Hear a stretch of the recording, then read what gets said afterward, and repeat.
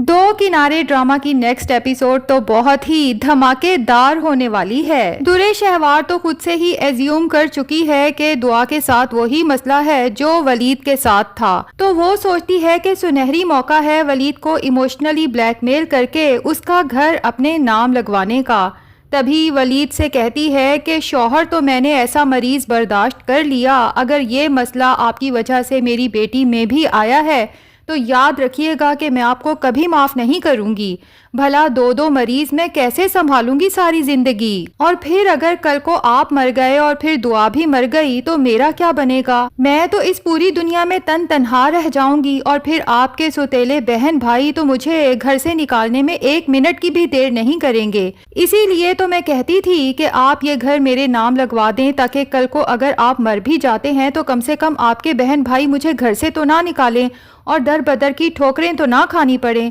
اب اپنے گھر بھی واپس نہیں جا سکتی کیونکہ وہاں بھی آپ کی بہن میری بھابھی بن کے آ چکی ہے۔ اب ظاہر ہے کہ وہ وہاں میرا جینا دشوار کرے گی اور یہاں پر باقی کے 2 میرا جینا دشوار کریں گے۔ درے شہوار کی یہ سب باتیں سن کے ولید کو تو شدید اذیت ہوتی ہے کہ میرے لیے تو چلو ٹھیک تھا، یہ تو اپنی بیٹی دعا کے لیے بھی اس طرح کی بدشگونی اور بدفعال منہ سے نکال رہی ہے، بجائے اس کے کہ اپنے شوہر اور اپنی بیٹی کی لمبی عمر کی دعا کرے۔ درے شہوار نے تو پہلے سے ہی اپنا مائنڈ بنا لیا ہے کہ ہم دونوں نے مر جانا ہے۔ بہرحال ولید فی الحال درے شہوار کو مزید اذیت نہیں دینا چاہتا، تبھی اسے سمجھاتا ہے کہ ڈاکٹر نے کہا ہے نا کہ 15 دن بعد رپورٹس آ جائیں گی، ہو سکتا ہے کہ ہماری بیٹی کے ساتھ ایسا کوئی مسئلہ نہ ہو، کیونکہ ڈاکٹرز کو یہی لگ رہا ہے کہ دعا کو مائنر سا فلو تھا اور اے سی میں سونے کی وجہ سے اس کو سانس میں دشواری پیش آ رہی ہے۔ تو درے شہوار کہتی ہے کہ صاف کہیں کہ آپ گھر میرے نام نہیں کرنا چاہتے، اتنا گھما کے باتیں کرنے کی آخر کیا ضرورت ہے؟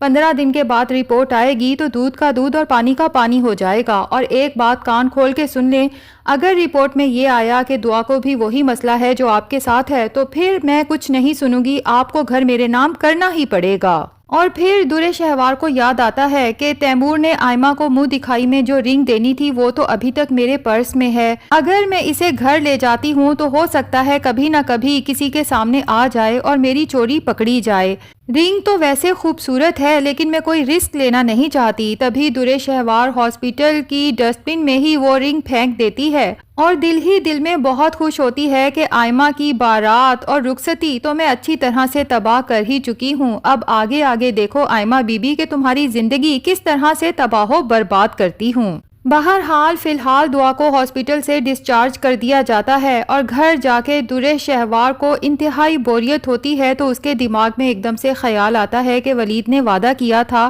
کہ تمہاری جس بھی دوست نے تمہیں یہ سیٹ دیا ہے اس طرح کرو کہ یہ سیٹ اس سے خرید لو اور اس کی جو بھی قیمت بنتی ہے 80-90 لاکھ وہ اپنی دوست کو ادا کر دو۔ تو درے شہوار ولید سے کہتی ہے کہ میری دوست بتا رہی تھی کہ اس کا سیٹ 90 لاکھ کا ہے، آپ اگر وہ پیسے مجھے دے دیں تو میں اپنی دوست کو پیسے ادا کر دوں گی۔ تو ولید کہتا ہے اپنی دوست کا مکمل نام اور اکاؤنٹ نمبر معلوم کرو، میں اس کے لیے چیک کاٹ دیتا ہوں، جس پہ درے شہوار پریشان ہو جاتی ہے کہ اب یہ نئی مصیبت ہے۔ تو ولید سے کہتی ہے کہ چیک دینا تو مجھے لگتا ہے اچھا نہیں لگے گا، اس طرح کریں کہ یا تو مجھے کیش دے دیں یا پھر میرے نام کا چیک کاٹ دیں، میں اپنے اکاؤنٹ سے کیش نکلوا کے اسے دے دوں گی۔ ولید اس بات پہ آمادہ ہو جاتا ہے اور درے شہوار کے تو وارے نیارے ہو جاتے ہیں۔ اب نہ اسے اپنی بیٹی کی بیماری یاد رہتی ہے اور نہ ہی کچھ اور، بلکہ پیسے اس کے اکاؤنٹ میں آ چکے ہیں تو ہر آئے دن شاپنگ کے لیے نکل جاتی ہے۔ ادھر شہیر ہے جس کے حواس پہ درے شہوار پوری طرح سے حاوی ہو چکی ہے۔ درے شہوار کو تو وہ پہلے بھی پسند کرتا تھا لیکن اب جب سے اس کے پاس ولید کی دولت آئی ہے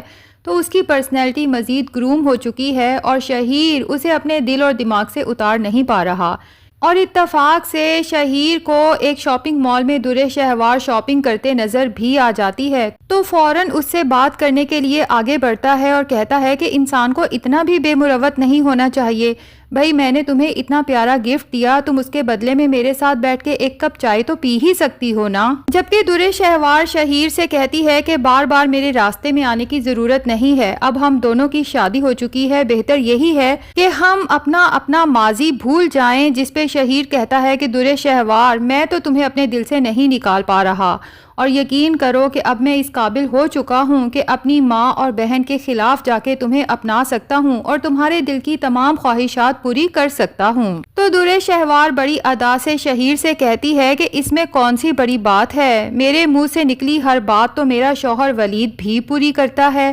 تو شہیر پورے یقین سے اس کی آنکھوں میں آنکھیں ڈال کے دیکھتے ہوئے کہتا ہے، لیکن ایک بات یاد رکھو کہ تم ولید سے محبت نہیں کرتی۔ مجھے نہیں پتا کہ تم اس بیمار شخص کے ساتھ رشتے میں کیوں بندھی ہوئی ہو، بہرحال اگر تم آج ولید کو چھوڑنے کا فیصلہ کر لو تو یقین کرو کہ میں بھی اپنی بیوی کو چھوڑ کے تمہیں اپنانے کو تیار ہوں۔ اور پھر محبت سے اپنا ہاتھ درِ شہوار کی طرف بڑھاتا ہے، جبکہ درِ شہوار شہیر کا ہاتھ جھٹکتے ہوئے وہاں سے چل دیتی ہے۔ تو شہیر جس نے اب ضد بنا لی ہے کہ درِ شہوار کو حاصل کر کے ہی رہے گا، چاہے اس سے شادی کرے یا نہ کرے، لیکن ولید کے ساتھ اس کا رشتہ ختم کروا کے ہی رہے گا۔ دوسری طرف تیمور بہت شرمندہ ہوتا ہے کہ آج آئمہ کی رخصتی کے بعد جو بھی واقعات ہوئے، آئمہ یہ سب ڈیزرو نہیں کرتی تھی، اور یہ بھی آئمہ کی اعلیٰ ظرفی ہے کہ اس نے اپنے چہرے پہ ناگواری کے تاثرات نہیں آنے دیے۔ اب چونکہ منہ دکھائی تو گم ہو چکی ہے، تو وہ راستے میں آئمہ کی منہ دکھائی کے لیے خوبصورت سے پھولوں کے گجرے خرید لیتا ہے،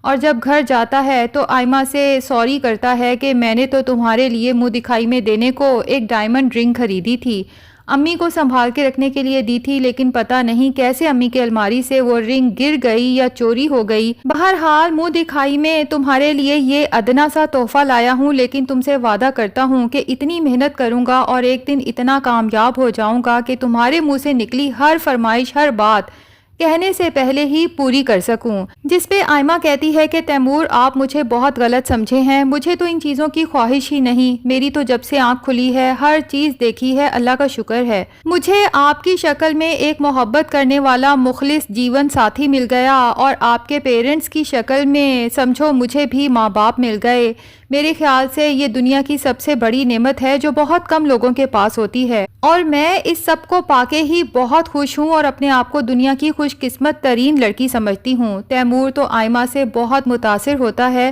جبکہ آئمہ جو بہت سمجھدار ہے اور اچھے سے جان چکی ہے کہ اس کی رخصتی سے پہلے اور بعد میں جتنے بھی مسہیپس ہوئے، اس کے پیچھے دراصل درِ شہوار کا ہاتھ ہے، کیونکہ درِ شہوار یہی چاہتی ہے کہ آئمہ تنگ آ کے تیمور کو چھوڑ کے یہاں سے چلی جائے، لیکن آئمہ فیصلہ کر چکی ہے کہ درِ شہوار کو اس کے ناپاک ارادوں میں کبھی کامیاب نہیں ہونے دے گی، اور اپنی پوری زندگی تیمور کے ساتھ ہنسی خوشی گزارے گی بغیر کسی شکایت کے۔ تو ناظرین، لگتا تو یہی ہے کہ ہاسپٹل کی ڈسٹ بن سے جب وہ رنگ ملے گی تو ہاسپٹل انتظامیہ ولید سے کانٹیکٹ کرے گی کہ جس روم میں آپ کی بیٹی دعا ایڈمٹ تھی، اس کی صفائی کے دوران ایک مہنگی رنگ ملی ہے، اور ولید کو پتہ چل جائے گا کہ تیمور نے آئمہ کو منہ دکھائی میں جو رنگ دینی تھی وہ درِ شہوار نے چرائی تھی، اور آہستہ آہستہ کر کے درِ شہوار کے تمام راز ولید کے سامنے افشا ہونا شروع ہو جائیں گے، اور ہو سکتا ہے کہ شہیر بھی ولید سے کانٹیکٹ کر کے اسے ثابت کرنے کی کوشش کرے کہ درِ شہوار نے بھلے ہی پیسوں کی وجہ سے تم سے شادی کی ہے، لیکن وہ آج بھی مجھ سے کانٹیکٹ میں ہے